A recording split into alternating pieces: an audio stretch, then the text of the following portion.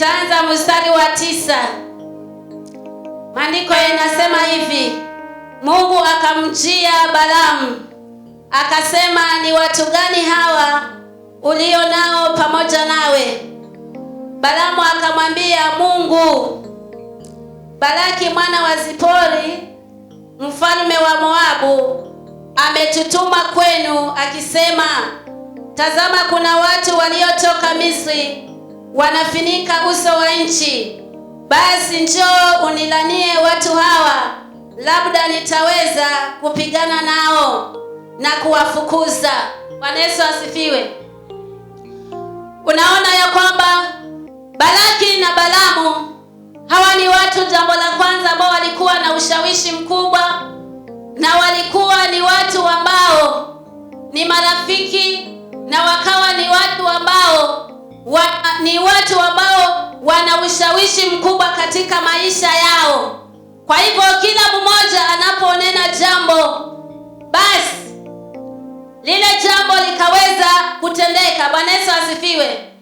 Maandiko sasa imetuambia huyu Balaamu akaenda kwa Balaki na akamwambia, njoo, maana kuna watu. Maandiko imetuambia ya kwamba huo mstari wa 10, Balaamu akamwambia Mungu, Balaki mwana wa Zipori mfalme wa Moabu amewatuma watu kwangu kusema, tazama, kuna watu watoka Misri wanaufinika uso wa nchi. Basi njoo unilanie watu hawa, labda nitaweza kupigana nao na kuwafukuza. Huyu Balaki alikuwa ameshindwa.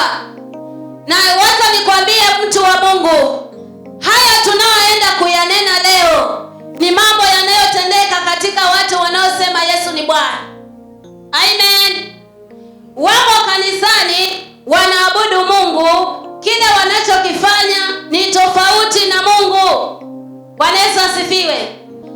Huyu mfalme Balaamu akatuma watu wakaenda kwa Balaki. Nieleweni vizuri. Nina dakika tu 30 hapa, kama mwalimu wangu alivyonifundisha. Amen. Si mwalimu wa choki, yule mwalimu wa dini. Amen. Nikiongea hivyo naona mmenielewa. Maandiko inatuambia Balaamu akatuma watu kwenda kwa Balaki, kwa sababu katika ile nchi pale mahali anakuwa kuna watu ambao wamebarikiwa mahali pale. Labda ni wewe umefanikiwa, labda ni wewe umeinuka. Badala ya kwamba mimi niende ama nije kwako ili niulize mashauri ya mafanikio yako, Balaamu akatuma watu kwenda kwa Balaki kuambia, njoo, kuna watu ambao, njoo unisaidie kunilania hawa watu wanaoufinika uso wa nchi. Labda wewe utaweza, maana mimi kwa njia nyingine nimeshindwa. Amen. Mpe mkono mwenzako, mwambie shetani ashindwe. Kama ni kuanguka, anguka peke yako, usimwambie mwingine anguke na wewe. Amen. Balaki anasema ya kwamba ameshindwa. Sasa basi anatuma rafiki yake aje hapa ili kwamba awalani wale watu, maana kadiri anapopigana nao, kadiri anapoteta nao, ndio kadiri wale watu wanafanikiwa. Amen. Hautaweza kumpokonya mtu kitu ambacho Mungu ametaka. Amen. Bwana Yesu asifiwe sana. Una sababu mtu wa Mungu ya kumtukuza Mungu. Una sababu mwanzo ya kujua wokovu wako. Umeokoka ili niwe wokovu kamili, niliyekamilika. Inafaa niwe vipi? Wengi wanafanya dhambi, si kwamba wamependa kufanya dhambi, lakini sasa wamesukumiwa kufanya hiyo dhambi, si kwamba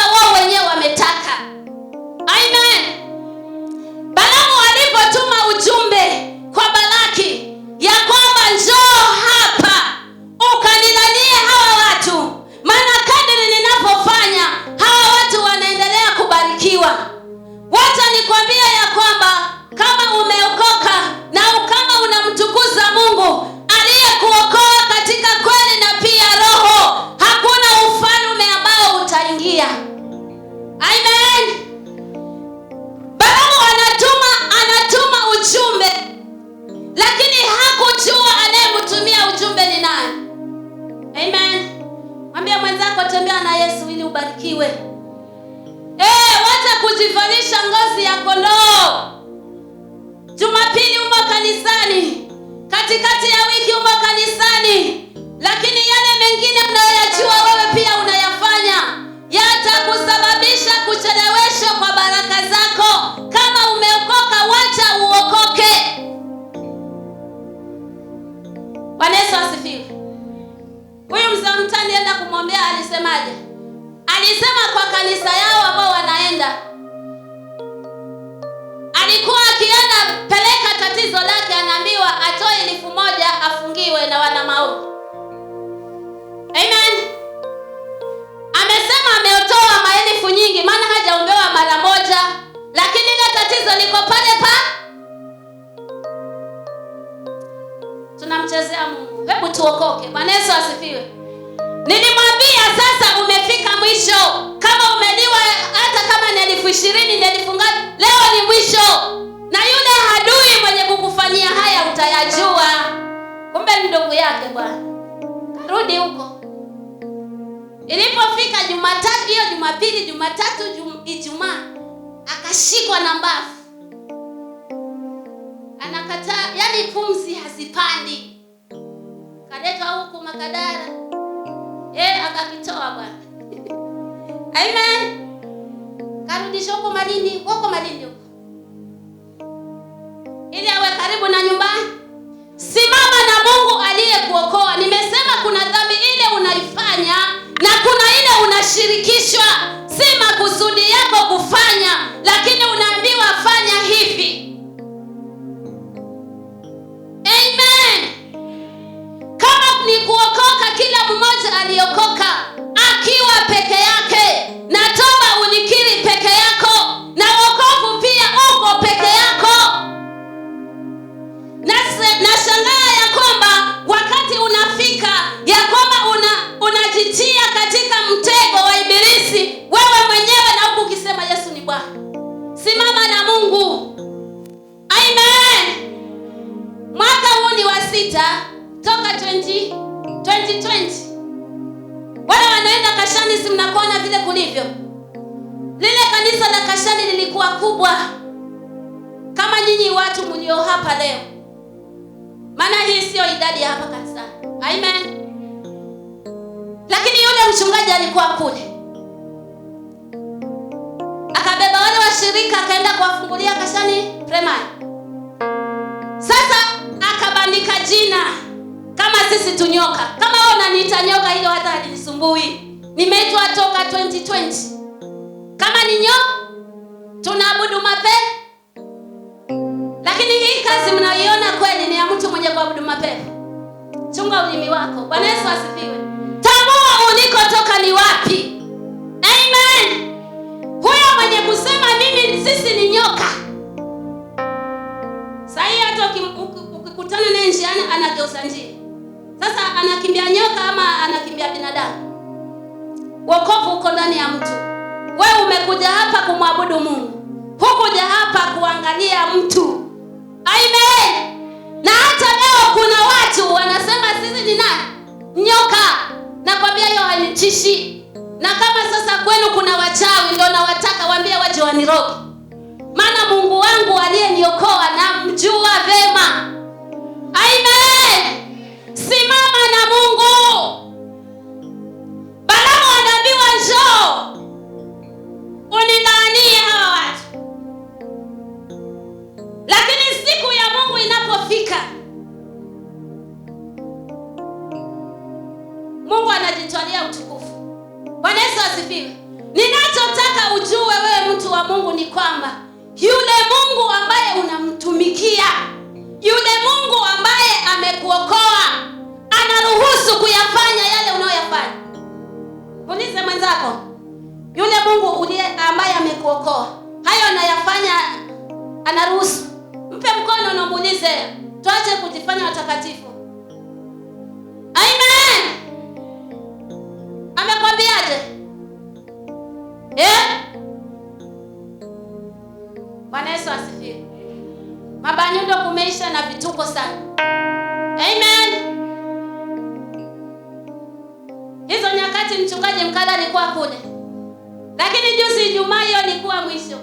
Tunapata watu wako madhabahuni na wana miungu ya baba na mama. Mpaka hiyo juzi anasema mmekuja kumaliza hii ni milimo ya mama hii. Kanisani na milimo. Miaka siku anajua nikuja kumuliza mchungaji. Ajua mimi ni Mgiriama lakini si kamili. Siku anajua milimo nini. Amen. Alipokuja jana asubuhi kajamuliza. Na yuko madhabahu. Lakini anamili. Wewe umeokoka ama umekuja hapa kufanya nini? Bwana Yesu asifiwe. Balamu anatumwa. Yaani anapigiwa simu, kama ni simu alipigiwa, kama ni barua alipelekewa, lakini malengo aje anidanie hawa watu, kwa sababu nimepigana nao, imetosha, nimepigana nao, hawakuweza. Bwana Yesu asifiwe sana. Kwa hivyo anashiriki dhambi, anamshirikisha dhambi mwenzake, aingie katika mzigo wa dhambi pamoja naye, lakini si kupenda kwake. Nasema kama umeokoka zuia. Balamu alipochukua huo uwezo, maana ameambiwa hao watu wanaufinika uso wa nchi. Amen. 12. Mungu akamwambia Balamu, usiende pamoja nao, usiwadhani watu hawa, maana wamebarikiwa. Amen. Sikiza sauti ya Mungu. Kutembea kwako iwe ni Mungu, wokovu wako iwe ni Mungu. Bwana Yesu asifiwe. Kuna Mungu aliye anajibu. Yale mambo yaliyokuwa yanaendelea kule mabani, nilikuwa ikifika wakati wa kwenda kule nasikia nasinywa, natamani kama kule si kwetu, kwa sababu ya ule uovu unaoendelea. Lakini wanasema Yesu ni Bwana. Tuna haja ya kumtafuta Mungu. Hiyo juzi nilijiona kama ndio nimeokoka leo, pamoja na miaka yote niliyookoka.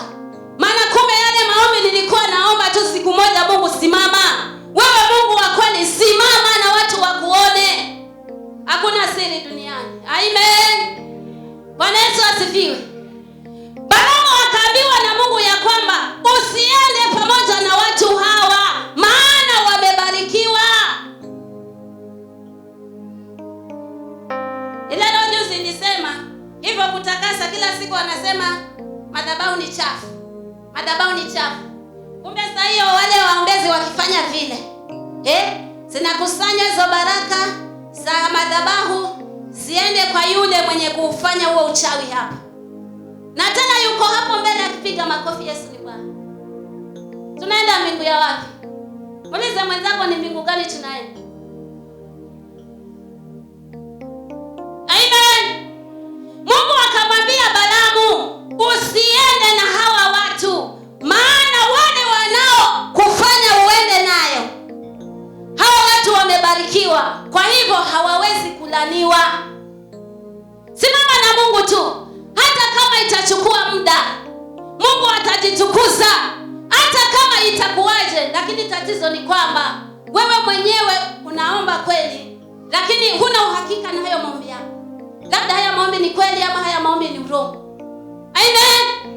Simama mwanzo umjue Mungu wako, alafu fuatilia kile Mungu anachotaka. Amen. Ninashukuru Mungu kwa sababu ameniokoa akiwa ana lengo. Na tangu miaka hiyo yote niliyookoka, ninashukuru kwa sababu Mungu kila hatua anasema fanya hivi, enenda hivi, na fanya hivi. Huyo ndiye Mungu. Amen. Balamu kwa sababu walikuwa na Mungu ndani mwake, Mungu akanena naye akamwambia usiende. Kwa hivyo ninakutahadharisha wewe mtu wa Mungu uliyeko hapa leo, wacha kushirikishwa dhambi. Tafuta Mungu wa kweli akae ndani yako. Amen.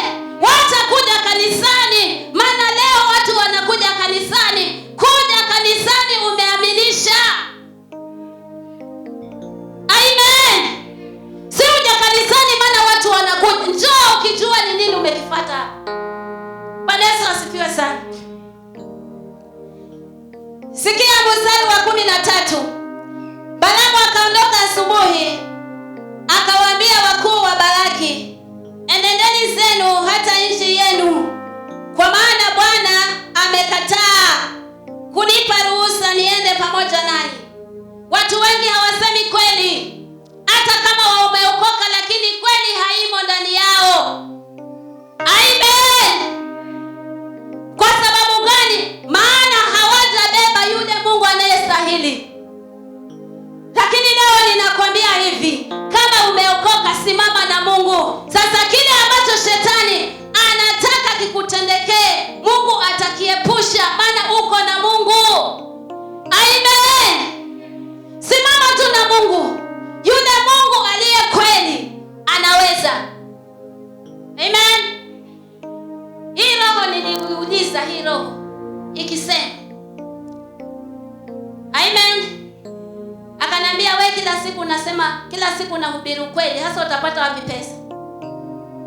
Amen.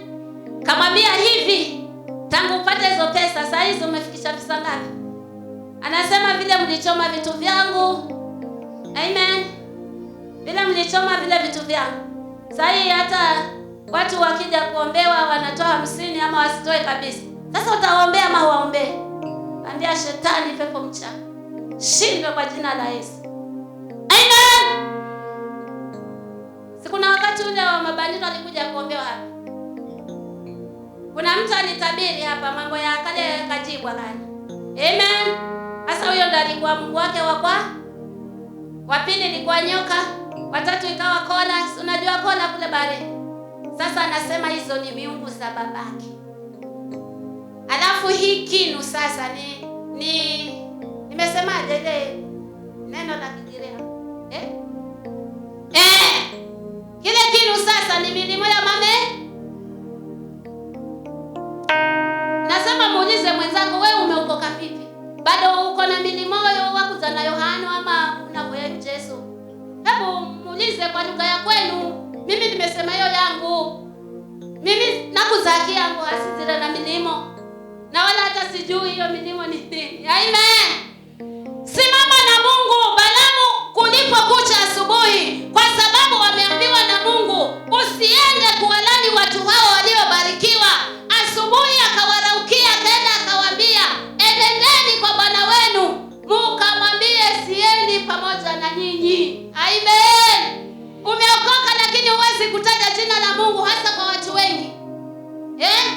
Nikupate katikati ya watu ukikwambia Bwana Yesu asifiwe, unaitika ile kana kwamba wale wengine unionao wasijue. Siku inakuja na kila mmoja atasimama sawa sawa na matendo ya. Ni heri wewe uliyesimama na Yesu, maana utamuona Mungu. Kwa dakika chache utamuona Mungu, na kuendelea utakuwa unamuona Mungu, maana Mungu atakuwa anakuongezea siku baada ya siku. Balaamu hakuogopa, akawaambia wale watu, kamwambieni huyo bwana yenu, na najua kama walikuwa ni marafiki, urafiki uniisha pale. Afadhali sasa mimi nikose kuwa na rafiki katika dunia hii, lakini nikamwone Mungu. Afadhali watu wakuchukie, afadhali kila mahali utakakoenda. Amen. Hiyo 2022 nitemewa mate. Washirika wana kibarua, wakati huo waligeuka. Tunatemewa mate maana tunyoka. Lakini nyoka huyo bado anahubiri hapa, na watu wanafunguliwa. Tafuta Mungu wa kweli na uache kujichanganya, maana very soon kila kitu kitakuwa wazi. Amen.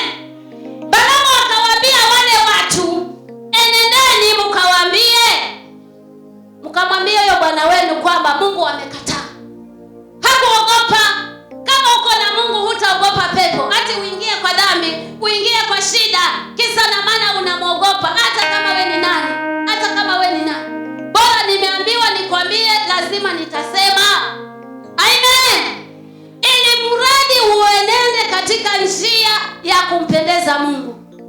Balaamu akawaambia wale watu, enendeni mkamwambie huyo aliyewatuma kwamba Mungu amekataa kwenda pamoja na nyinyi.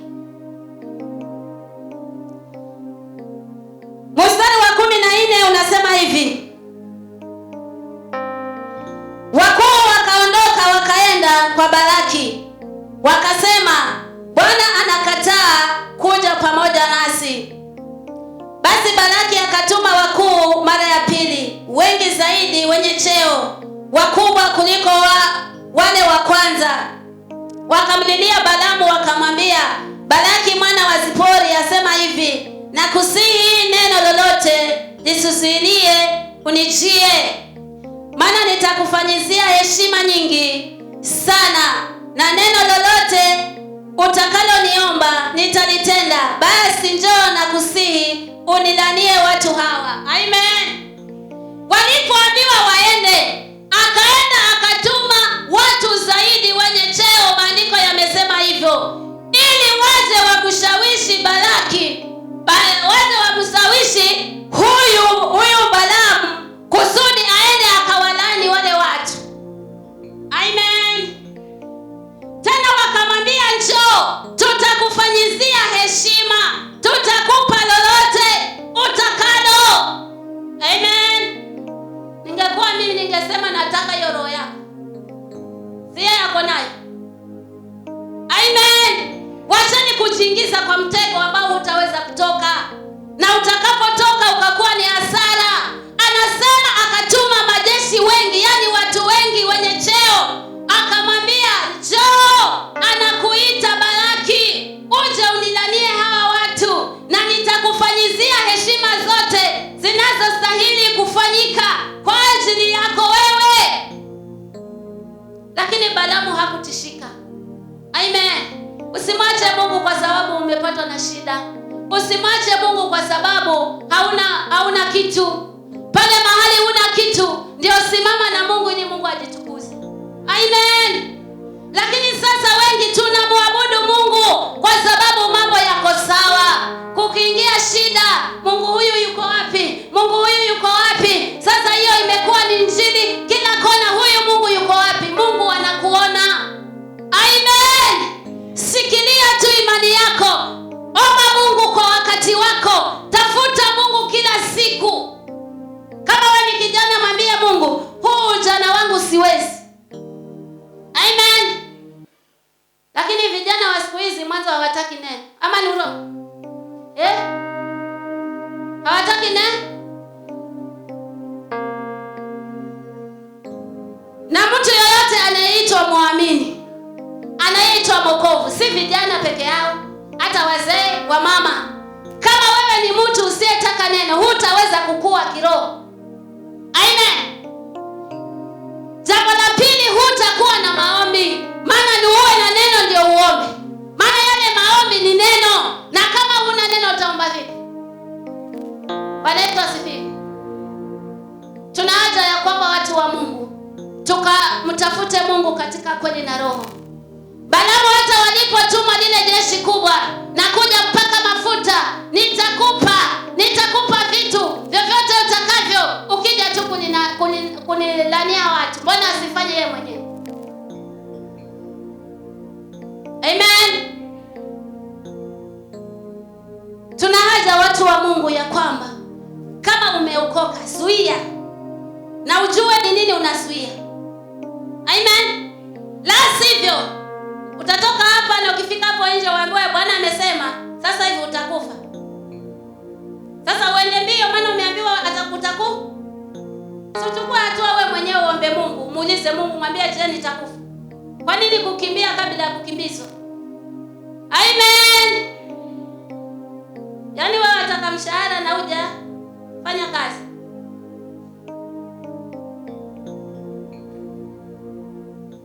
Haya, lakini mkijasema mimi sitakuweka, afadhali mnishtaki kwa Mungu. Lakini kama mtashtaki hapa duniani, najua kile nakitengeneza mimi na Mungu nakijua. Amen. Balaamu akawaambia ya kwamba hata kama utanipa hizo vitu zote, atampa mali nyingi. Lakini yeye alisimama na msimamo wake. 18 Balaamu akajibu akawaambia watumishi wa Balaki, kama Bwana angenipa nyumba yake imejaa fedha, imejaa dhahabu, siwezi kupita mpaka wa neno la Bwana Mungu wangu, kulipunguza au kuliongeza. Si huyu mtu alikuwa na Mungu, lakini kama huna Mungu si utaenda. Amen. Ameahidiwa vitu vingi, lakini yeye akasema hata kama angenipa nyumba yake na mali zake zote, hata pamoja na yeye mwenyewe pia, lakini siwezi kufanya neno kinyume na Mungu. Inafaa wokovu uwe na msimamo huo, uwe na nia hiyo. Ukitaka kushinda vita, kuwa na hiyo nia. Amen. Kuna Mungu mbinguni, si kwamba Mungu hayuko na si kwamba Mungu hatendi. Yule Mungu aliye juu mbinguni anatenda, lakini wako wapi wenye kutendewa? Yesu asifiwe sana. Lakini siku moja ujue ya kwamba italetwa hesabu ya yale matendo yako. Amen. Utasema ya kwamba nilikuwa ninafanya hivi, mimi nilikuwa mzee wa kanisa. Hiyo hata haijulikani kule. Utatoa hesabu ya matendo yako. Kwa hivyo kama umeokoka, okoka vizuri. Na kama umeambiwa hiki hata ni dhambi, acha. Amen. Yaani mara zingine Mungu akiwa mbinguni anatushangaa. Sisi tunaosema Yesu ni Bwana, yale tuyafanyayo na yale wanafanya kule nje hakuna utofauti. Sasa Mungu anatushangaa, hawa kweli ni wale wanasema Yesu ni Bwana? Kuokoka ina maana ya kwamba na ubadilike, si kubadilika mwili tu, badilika mpaka roho. Amen.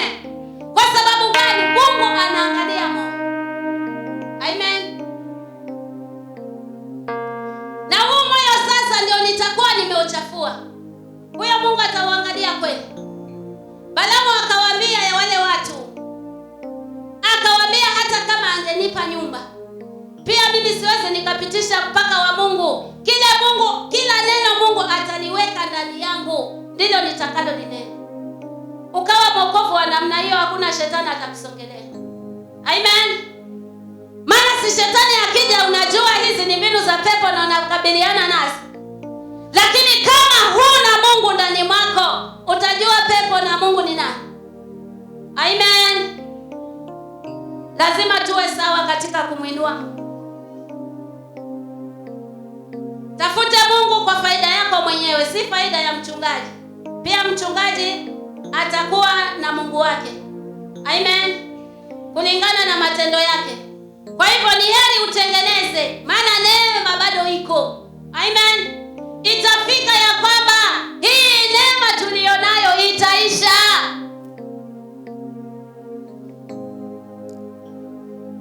Sikia sasa mstari wa 19. Basi sasa nawasihi, kaeni hapa tena usiku huu, nipate kujua Bwana analoniambia zaidi. 20. Mungu akamjia Balaamu usiku akamwambia, kwa kuwa watu hawa wamekuja kukuita, nenda pamoja nao, lakini neno lile nitakalokuambia ndilo utakalolitenda. Basi Balaamu akaondoka asubuhi, akatatika punda wake, akaenda pamoja na wakuu wa Moabu. Amen. Balaamu hakukataa. Wacha kujiweka mtakatifu. Unaweza hata ukaitwa pale Mangweni pale. Amen. Sasa kuja nipata nimeketi na wale walevi pale Mangweni, si kwamba ni mlevi.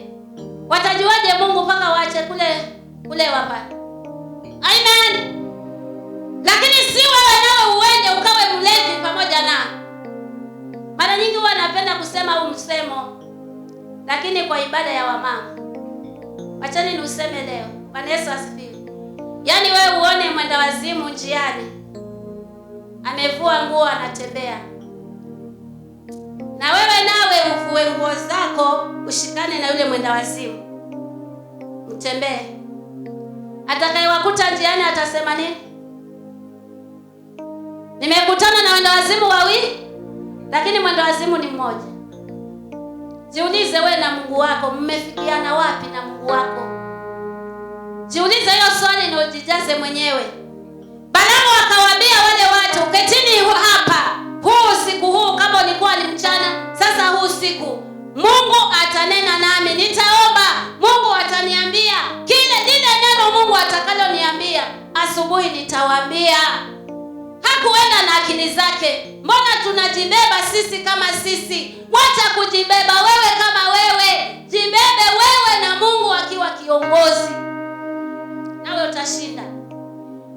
Usiku huo Mungu akamwambia Balaamu, nenda pamoja na hao watu, lakini neno nitakaloniweka kinywani mwako ndilo utaninena. Kwa hivyo amepata tikiti. Amen. Tikiti ni nani? Kumjua Yesu. Balaamu amepata tikiti, maana ameomba Mungu, niende nao, wacha kuchukia jambazi. Sikupenda kwake, ni roho lile limemfanya kuwa jambazi. Huyo ndiye wewe rafiki yako ili umtoe kwa ujambazi. Amen. Lakini sasa hivi hata kuna mtu ambaye labda ana mtu wake, jamii yake ni jambazi, ama ni mwenda wazimu, ama ni mchawi. Hata salamu humpi kwa sababu umeokoka, yeye ni mchawi, ni jambazi. Atajuaje Mungu? Nimekwambia kama unaogopa wachawi, waambie waje. Mimi ni mchawi wa wachawi, si ni nyoka mimi. Waambie waje kama wao wakushinda. Lakini watakuja kutana na Balaamu akawaambia wale watu, yule Mungu aliye ndani yangu atakaye nijibu leo, kila neno litaingia kinywani mwangu ndilo nitakalowaambia. Kwa hivyo kaeni hapo. Hakuwa na shida. Hata leo saa hii tunaenda kuomba sasa hivi, mwambie Mungu kile ambacho wewe umechokana nacho. Unajua kuna wengi tumebeba mizigo isiyokuwa yetu. Amen. Yaani unahangaika mahangaiko yasiyokuwa yako, maana yale maisha unayoishi si maisha yako, lakini shetani alichukua maisha yako akayafunga, akakubandika maisha ya mahangaiko. Kila mahali wewe unatembea tu, kila mahali unatembea huonekani, maana ibilisi amekufunika. Leo sasa mwambie Mungu, uwe kiongozi. Neno utakalonipa ndilo nitakalofanya. Taka kuongozwa na Mungu. Mwambie mwenzako anayesinzia, tulikesha Ijumaa hapa. Kwa hivyo kama ni kusinzia uje Ijumaa.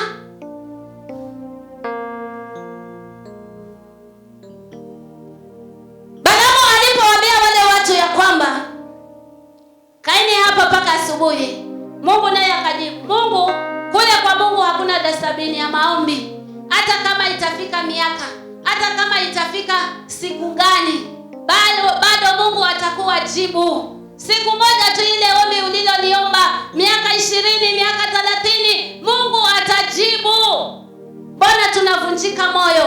Mbona tunachoka mapema? Mbona tunaona kama Mungu ametuacha? Mungu yuko na sisi. Bora tumwambie na tuamini ya kwamba itakuwa yetu na Mungu atafanya. Bwana Yesu asifiwe sana.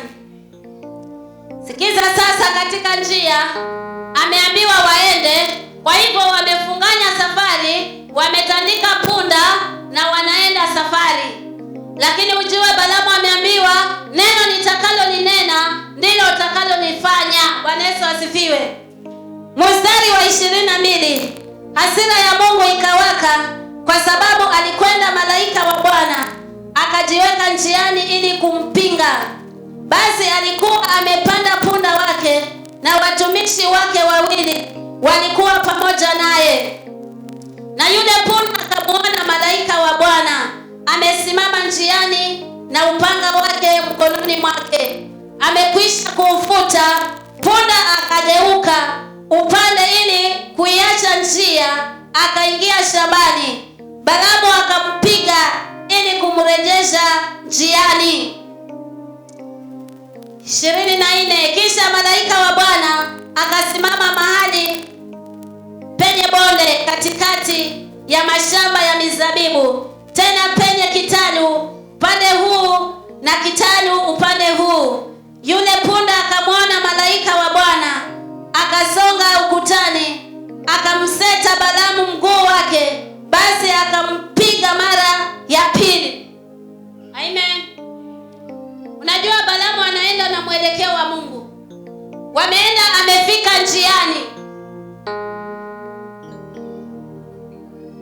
Balaamu akawa sasa anataka kuingia katika majaribu. Ukumbuke Mungu amemwambia neno nitakalolitia kinywani mwako ndilo utakalolinena.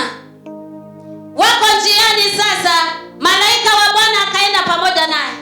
Kwa hivyo kama unafanya dhambi, alafu Jumapili unakuja kanisani na unasema mchungaji hanioni ama Mungu hakuoni, kuna malaika unatembea naye. Amen. Kwa hivyo kila ukifanyacho anapeleka ripoti, utapata huko juu. Amen. Balaamu sasa alipokuwa ameasi, amesikiza kweli sauti ya Mungu na ameambiwa aende, lakini sasa hivi anaasi. Maana unapofanya dhambi, mtu wa Mungu, yule roho wa Mungu aliye ndani mwako anaondoka. Sasa akiondoka, unabaki wewe sasa peke yako. Sasa huyu Balaamu, roho ya Mungu alipokuwa ameenda na wale watu, amepanda watumishi wake, wamepanda punda wanaenda na wale watu wako pamoja, lazima angekuwa anatafakari mambo ya Mungu. Niendapo kule sasa, Mungu itakuaje? Lakini ina maana mambo yake yalikuwa si kamili mbele za Mungu. Bwana Yesu asifiwe. Ndiposa malaika wa Bwana akaenda nao, lakini malaika wa Bwana akasimama mbele. Si ameambiwa kila neno nitakalolitia kinywani mwako ndilo utalinena. Ikabidi Mungu afungue macho ya punda. Punda akaona malaika wa Mungu mbele, amesimama na upanga unaokata kuwili wa kung'ara. Amen. Na hapo mahali kulikuwa ni katikati. Maandiko yametuambia huku kulikuwa ni shamba na huku ni shamba. Sasa pale katikati, yule punda akamuona malaika wa Mungu amesimama ili kupinga. Maandiko yametuambia malaika wa Bwana akaenda ili kupinga ile safari. Amen. Lakini ajabu ni kwamba Balaamu hajafungukwa macho, lakini punda Mungu ameyafungua macho. Amen. Alipoona malaika wa Bwana, yule punda akajilaza chini, akamuangusha yule Balaamu. Amen. Balaamu akampiga yule punda. Kwa sababu gani amemuangusha mfalme? Mwambie mwenzako, hilo shimo unalochimbiwa na mahadui wataingia wenyewe.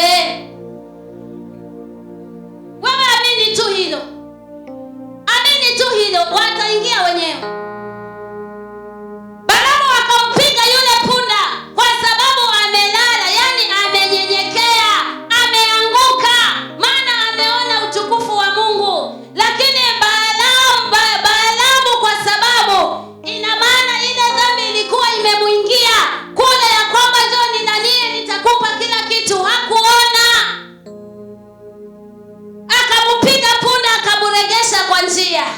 Wakaenda hatua moja, wakaenda hatua ya pili. Ilipofika ya tatu kwenye bonde, huku ni kitalu na huku ni kitalu, yani huku ni msitu na huku ni msitu, yani kichaka na kichaka. Ile njia iko mahali pale. Yule malaika akainama, ishara ya kunyenyekea, anaogopa Mungu. Amen. Balaamu akamtandika tena yule punda mara ya pili, kwa sababu amemuangusha. Wacha kujikweza, Mungu mwenyewe aliye ndani mwako atakukweza. Huo wokovu wacha wanadamu wasikujue, lakini Mungu akujue. Amen. Nasikia hii nyimbo, haina haja ulimwengu nijue, katosha Bwana Yesu anijue. Yani hivyo tu, yule Mungu anijue mimi ni nani. Hata kama ulimwengu utanikataa, hiyo sijali, maana najua yule ninayemwabudu kuna mahali ninaenda. Amen. Punda akanyenyekea, akaanguka, lakini Balaamu akampiga. Kwa nini umemwangusha? Punda maskini ya Mungu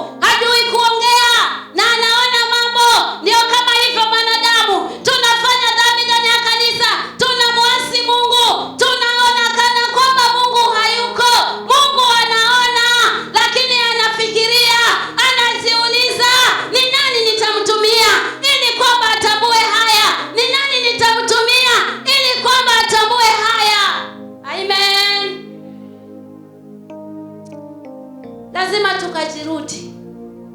Kama tunataka kumwona Mungu na tukajirudi. Maana Mungu kuna ujumbe anataka kunena ndani ya mtu. Lakini yeye ni nani yule ambaye yuko tayari? Mioyo yetu imejaa uovu, mioyo yetu imejaa takataka. Mungu anashangaa, ni nani nitakayemtumia? Amen. Unakuta Mungu sahi anaenda kutumia punda. Kwa sababu gani? Kwa sababu ya mioyo ya wanadamu ilivyojaa uovu. Lazima tushuke. Shuka chini. Shuka chini. Kama umeokoka, mwambie Mungu, nimeshuka. Niongoze wewe mwenyewe. Nitawale wokovu wangu. Usitake kujua wengine watasemaje. Wewe taka kujua wewe na Mungu wako mko vipi. Bwana Yesu asifiwe sana. Tunaenda, siku inakaribia na siku iko. Amen. Siku ile malaika atakaposimama, siku ile mbingu zitakapofunuka, lazima kila mmoja ataona uso wa Mungu. Lakini je, kwa matendo yako wewe unahisi kama utaona uso wa Mungu? Jiulize wewe mwenyewe, jibu uko nalo mwenyewe. Jiulize na utafakari. Leo Yesu kama akija leo, vile ninavyoishi, wokovu wangu vile uko, kwani nitamwona Mungu? Bwana Yesu asifiwe. Punda akamwona malaika na akainama, mpaka mnyama ananyenyekea. Lakini si wanadamu, kwa sababu tuna roho ngumu. Amen. Kama mtu akiamka hapa na anze kuomba, anze kutabiri, yule naye hata anajifanya. Aje hapa aimbe, hata akienda kwa nyumba na uliza neno leo, mama fulani ama mzee fulani neno limekuwaje? Mama Brian ndio amesema ruka ruka ruka. Ruka ruka, sasa hiyo ndio neno. Ruka ruka ruka. Yuko hapa huyo. Hivi mkitoka hapa mnasemaje huko bana? Neno limekuwaje? Mtana nitaja. Lazima ubadilike. Malaika akashuka, maana ameona Mungu. Lakini Balaamu kwa sababu ya uasi hajamuona Mungu. Mpaka Mungu anatumia vitu visivyokuwa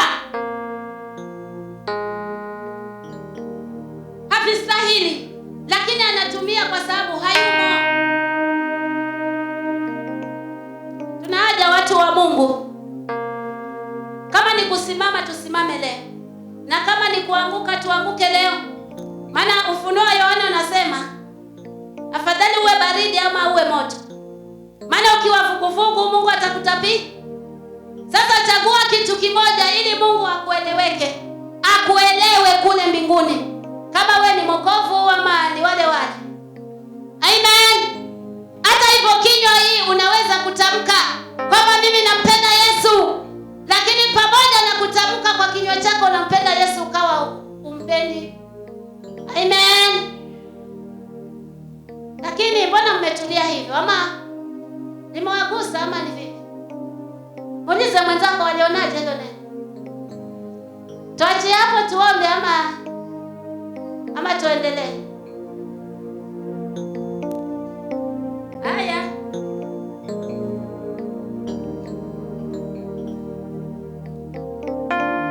Alisimama vizuri. 25 anasema yule punda akamwona malaika wa Bwana, akajisonga ukutani, akamseta Balaamu mguu wake, basi akampiga mara ya pili. Alimwangusha huyo. Ujue mfalme ameanguka chini. Wewe unaje umemwangusha Ruto hapo? Ama umemwagia matope tu? Ama umemrushia kiatu? Amen. Ili kwamba Mungu ageuke tu aone kile Mungu anajaribu kunena naye. Lakini wapi? Tunaburudisha msalabani Yesu kwa maisha yetu kwa mara ya pili, kwa yale ambayo tunayafanya. Ni heri leo kwako, itakuwa kwako heri kama utageuka na kutafuta Mungu. 6, malaika wa Bwana akaendelea mbele, akasimama mahali pembamba sana. Hapakuwa na nafasi ya kugeuka mkono wa kuume wala mkono wa kushoto. Yule punda akamwona malaika wa Bwana, akajilaza chini ya Balaamu. Hasira yake Balaamu ikawaka, akampiga punda kwa fimbo yake. Amen. Mungu anakungoja tu mahali na anajua utafika. Lakini sasa ni heri, maana neema bado iko. Amen. Malaika wa Bwana akamtokea mahali pembamba. Sijui ilikuwa ni hivi hapa. Hata hapa kuna nafasi. Kwa hiyo hawezi kuenda huku wala huku. Malaika akatokea mbele. Balaamu akaangushwa na yule punda. Maana punda ananyenyekea, anaona mimi. Amen. Lakini mwanadamu ambaye ndio anafaa kwa mstari wa mbele haoni. Pale pembamba ambako hakuweza kuenda mkono wa kushoto wala wa kulia, hapo hapo malaika akasimama. Punda akaanguka, akamuangusha, akampiga. Hiyo ni mara ya ngapi? Ni ya 3. Amen. Kwa sababu ya upofu wa rohoni. Mtu mwenye upofu wa rohoni anaweza kusema Yesu ni Bwana na dhambi anafanya, maana hana Mungu ndani yake. Amen. Na kama huna Mungu ndani mwako, hofu ya Mungu kwako haitakuwa. Bwana Yesu asifiwe. Nini tutakebisha leo? Hata utakapoenda kuomba, mwambie Mungu nifungue. Mungu si mwanadamu asema ulichonifanya mimi sitaweza kukusamehe. Mungu atakurudia. Mungu atakurejesha kwa njia.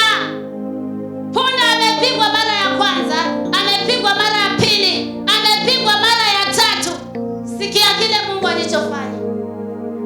Tunaaja watu wa Mungu kugeuka. Kama ni dhambi kuacha, lazima tuache. Maana hiyo ndio sheria ya wokovu.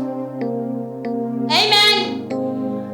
Na kama basi itakuwa ni vigumu kuacha dhambi, si afadhali ubaki huko tayari, huko kwa dhambi.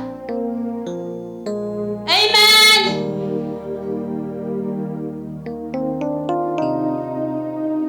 Ndipo Bwana akafunua macho ya Balaamu.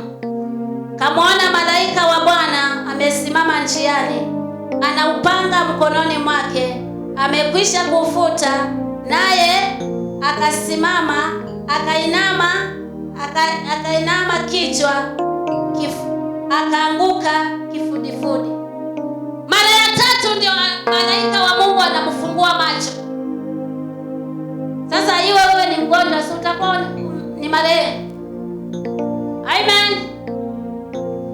Bwana Yesu asifiwe. Makanisani tumo na maiti nyingi sana. Kwa sababu kama unaambiwa anayetenda dhambi ni wa ibilisi, na si dhambi sisi tunasitenda na tumo kanisani. Sisi tu wazima sisi. Tunaja tutengeneze maisha yetu. Unapotengeneza maisha yako ni faida kwako. Unapotengeneza wokovu wako ni faida kwako.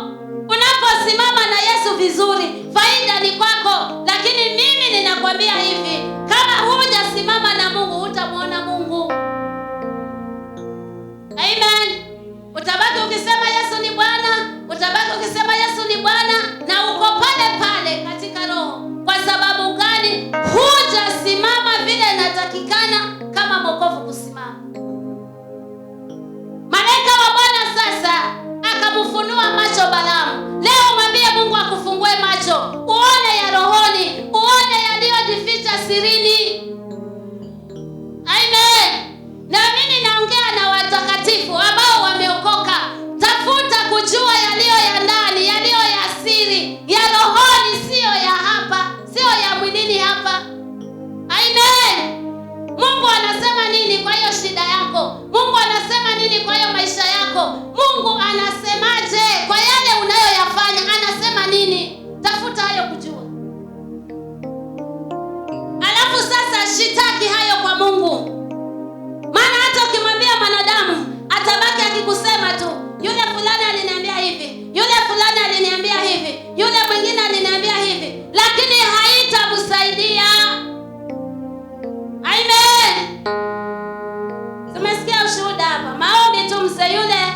akafinikwa, maaskari hawakuwaona.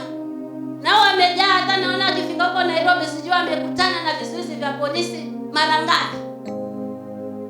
Amen. Lakini Mungu akamficha. Mungu atakuficha, Mungu atakulinda. Uombacho Mungu atakitenda, lakini waombaji waomba vipi?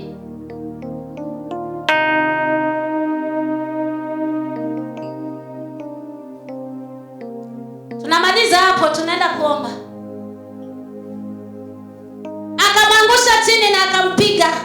Kwa sababu gani? Malengo yake yakatimie. Wacha nikwambie mtu wa Mungu, leo muite Mungu, leo mtafute Mungu kwa njia yoyote. Haijalishi unapitia nini, lakini mwambie Mungu. Maana Balaamu sasa Mungu amemfungua macho. Sikia mstari wa 32. Malaika wa Bwana akamwambia, mbona umempiga punda wako mara 3 hizi? Tazama, mimi nimekuja ili kukupinga, kwa sababu njia yako imepotoka mbele zangu. Amen. Mungu ameshuka ili kupinga safari, maana njia yake imepotoka. Wewe uliye wa Mungu, uliyeokoka, alafu unakuja kuambiwa twende ukanisaidie kuiba. Tena washikana nao watu waenda kuiba. Haya, ukishikwa huko vitakuwaje? Hata Mokovu naye ameshikwa huko akiiba. Yule mwingine hataonekana hata kama mlikuwa wengi. Amen. Mungu akasema ya kwamba mimi nimeshuka. Kwa nini umempiga huyu punda mara 3 hizi? Nimeshuka ili kupinga. Mungu leo yuko mahali hapa ili kukupinga kwa ajili ya uovu unaofanya. Geuka leo, mwambie Mungu, nimekuwa nikifanya haya, kumbe hayako yanakupendeza. Leo ninaomba Mungu ukaweze kunisamehe, Mungu ukaweze kuniokoa. Amen. Yuko wapi atakayesimama hivyo?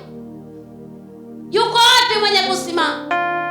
Kila siku ni yule, nilijua, nilisema. Mpaka lini? Simama na neno litakukomboa. Mungu alimwambia Balaamu, neno nitakalo liweka kinywani mwako ndilo utakalo linena. Lakini kwa sababu aliacha neno, akashikana na wale watu, maana huyu alikuwa na maombi ya lazima. Maana siku ile ya kwanza walipotumwa wamekuja, Mungu akakataa, akawaambia. Lakini waliporudi mara ya pili, anawaambia kaeni hapa nimuulize Mungu, si nitakwambia. Amen. Hivyo tunafanya maovu, Mungu yanampendeza? Lakini Mungu anajua ni nini atakifanya siku ile ikifika. Amen. Epuka ghadhabu ya Mungu. Simama na Mungu vizuri. Heshimu Mungu wako. Mjali Mungu wako, anao uwezo wa kuondoa roho yako leo. Amen. Wacha kuheshimu hata ukaheshimu mchungaji wako. Hana mbingu mchungaji atakupeleka. Amen. Hiyo mbingu ni ya mchungaji. Wana mkija hapa sasa mnakimbia kwa sababu mchungaji ni nyoka. Hiyo mchungaji ndiye atakupeleka mbinguni. Kama ni nyoka naona Mungu, usiuombe hiyo nyoka iondoke.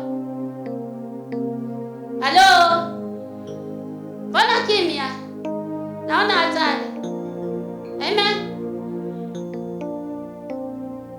Sasa kama wewe ni Balaamu leo, macho yako yafunguke ili ukamwone Mungu wewe mwenyewe. Lakini mwone Mungu wewe mwenyewe. Sikia mstari wa 33.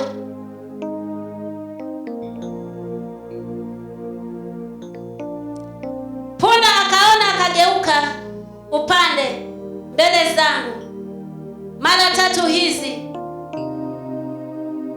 Kama usingejiepusha, bila shaka ningelikuua wewe, nikamwacha yeye hai.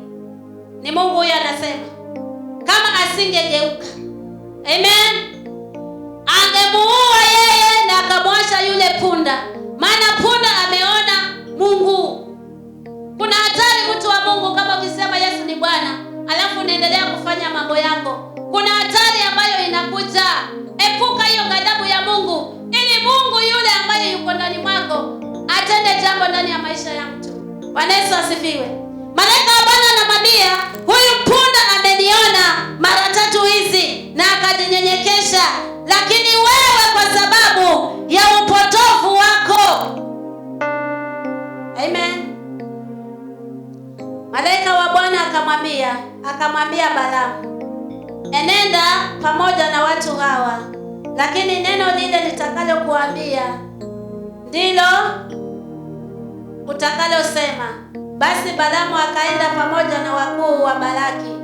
Balaki aliposikia ya kuwa Balaamu amefika, akatoka kwenda kumlaki mpaka mji wa Moabu ulio katika mpaka wa Amoni, uliokuwa katika upande wa mwisho wa mpaka huu. Bwana Yesu asifiwe. Mimi huwa naona maajabu na huwa ninashangaa neno moja. Tukiona hata nyakati za Musa, yani Mungu inamgharimu Musa ambaye amefanya dhambi, ameua Misri, akamficha michangani, akaenda huko, akakimbia, akachunga kundi la mkwewe. Malaika wa Bwana anamtokezea kwa mwali wa moto na anamwambia atubu ili akawaokoe watu wa Israeli. Hakukuwa na wokovu tayari. Ni kwa sababu tumejaa uovu ndani yetu.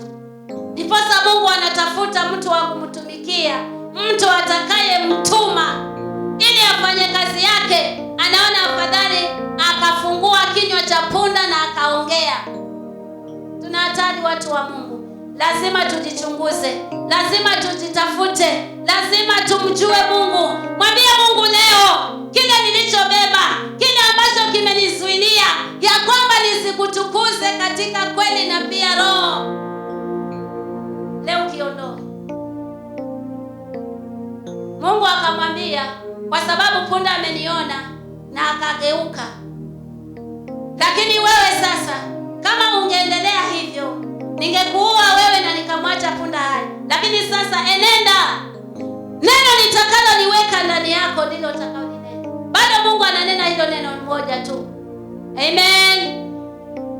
Mungu si kama mwanadamu anene leo neno hili, kesho anene lile. Bado Mungu ana neno moja.